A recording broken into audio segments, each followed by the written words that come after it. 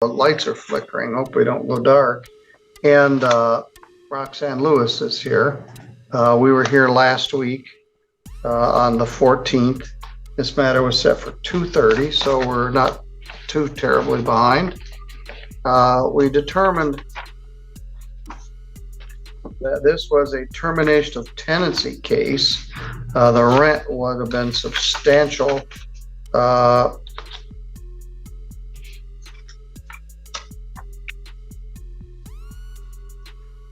Over $6,500. Ms. Gales, the Lewises want you to move out of this property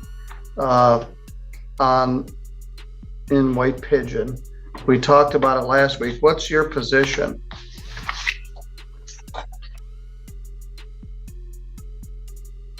Ms. Gales, can you hear me? Yeah, I lost her. Here's iPhone.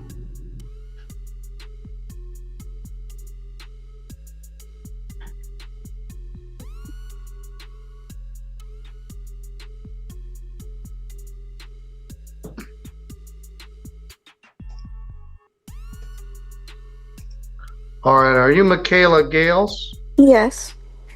All right. We were here last week. Your landlord, Ms. Lewis, is here, and she wants you to move. What's your position? Like I told you last week, I was paying through Cash App, and at one point she said she wasn't getting a bunch of payments.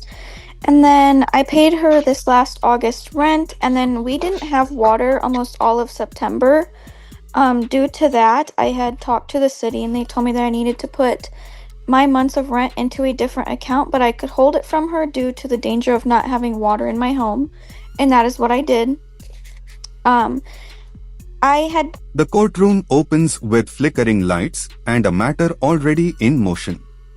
The judge notes prior appearances, confirms the case as a termination of tenancy, and establishes the timeline. Rent is described as substantial, exceeding $6,500. The landlord, Roxanne Lewis, is present and seeks possession, not money. The tenant, Michaela Gales, is asked directly for her position. Technical issues interrupt briefly, but the hearing resumes. The tone is procedural and restrained. This is not an argument yet, but a framing of facts, dates, and purpose, setting the stage for a decision centered on possession, not punishment alone. Texted her a few days over and over asking about the water, asking if there was an update. She told me that it was on the city. It was nothing she could control. I then went to the city to ask questions because my house was not livable. I didn't have water. I was then informed that they could not come here to do anything because the apartment under me was infested in bugs. My landlord did not tell me that at all. And they also told me that I should have known that.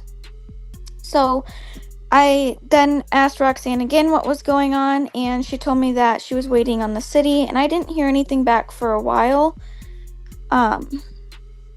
Ever since we moved in, our water has been black and brown since we have lived here. There's 5 other apartments along with me that have multiple issues with their apartments, with the water. Nothing has been taken care of. About a year ago, an incident happened here, and the cops were here, and they said something that I didn't have a railing, and they were going to inform her. I still, to this day, do not have a railing up my stairs. While living here, I think I've seen Roxanne maybe once in my apartment, and that's when they were coming to check the smoke alarm. The tenant responds by outlining conditions she describes as unlivable. She explains rent payments through Cash App, disputes missing payments, and says water service failed for nearly a month. She recounts contacting the city, being advised to hold rent, and placing funds aside due to safety concerns. She claims repeated messages to the landlord went unanswered.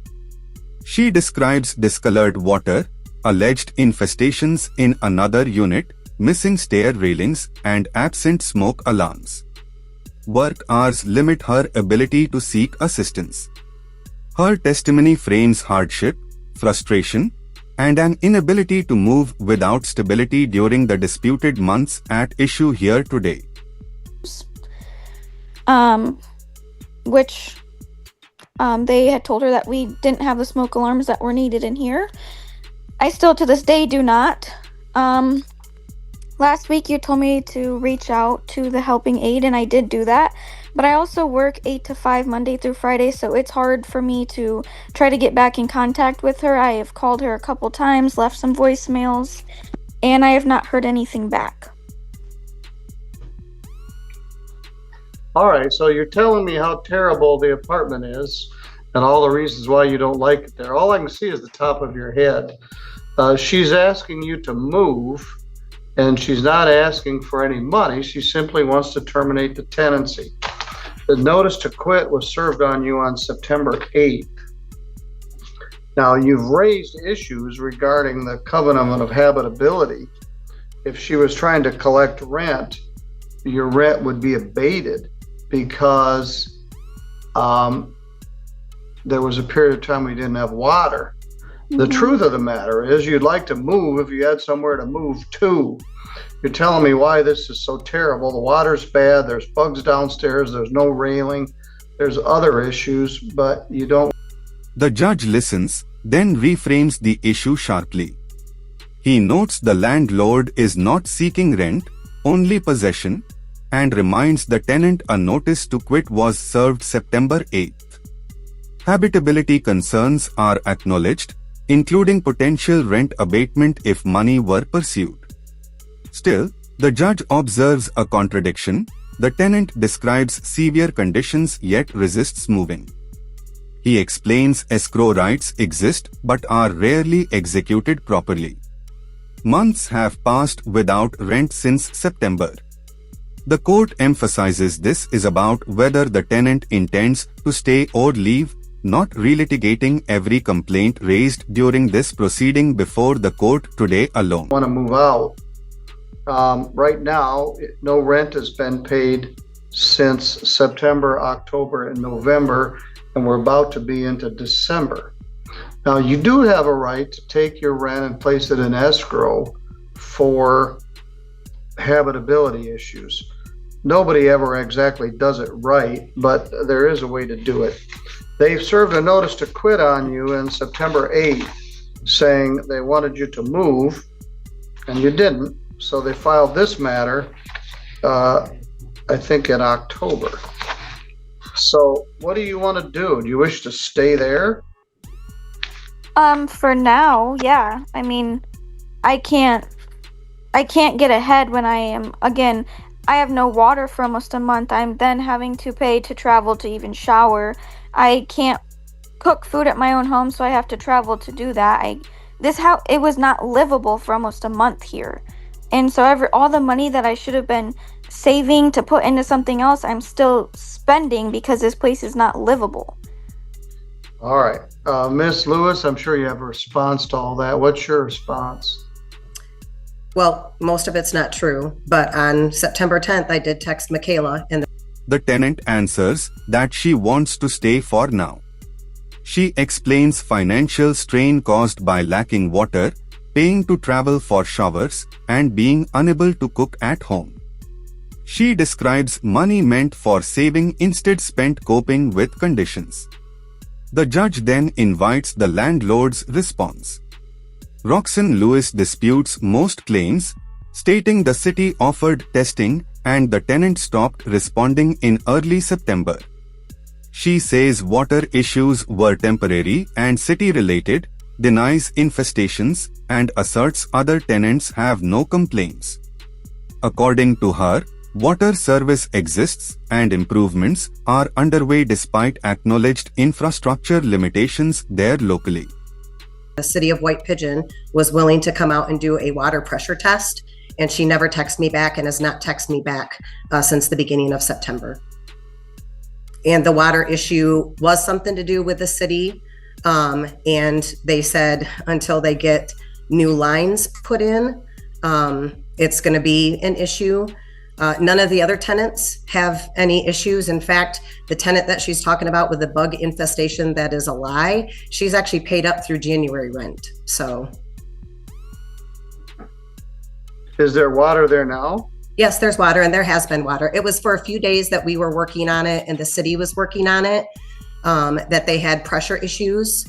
And as far as the brown water, I have text messages. I've fought with the city. They said until they do some of their internal repairs on the city street or the city water lines, that it's just something we have to deal with. So we've put in an iron unit and we're working on a water softener, so that we can help with the issue. But unfortunately, city water, it just is something we can't control. All right, Miss Gales. They gave you a notice. The judge returns to the core legal question. A notice to quit was given, time passed, and the tenant remained. Habitability claims relate to rent, but rent is not being sought. The judge reasons that if conditions are truly as described, leaving is necessary. He sets a clear deadline: vacate by December 1st or face eviction. No money judgment is ordered. This is possession only.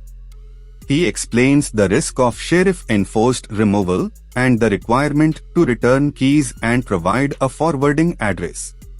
The court balances sympathy with statute, emphasizing timelines dictated by law, not discretion within this proceeding. To quit in September. I gave you until October. You didn't move. You've raised a bunch of habitability issues which go to payment of rent. They're not asking for rent. They're asking you to move. You tell me how bad it is, and I don't believe I don't know. If you're currently having to go somewhere to shower and all of that, then you do need to get out of here. You have until December 1st to vacate, or you're subject to being evicted. No money judgment is ordered. I'm not ordering that you pay any money. The issue is, as I said, people don't have anywhere to move to, so they don't like it here. But this is the proceeding which actually forces people to move. You have 10 days from today to get out, or she can ask for a writ of eviction, where the sheriff comes and puts your stuff out in the street. That's not fun for anybody. When you do move, you need to turn in your keys and give your forwarding address in writing within.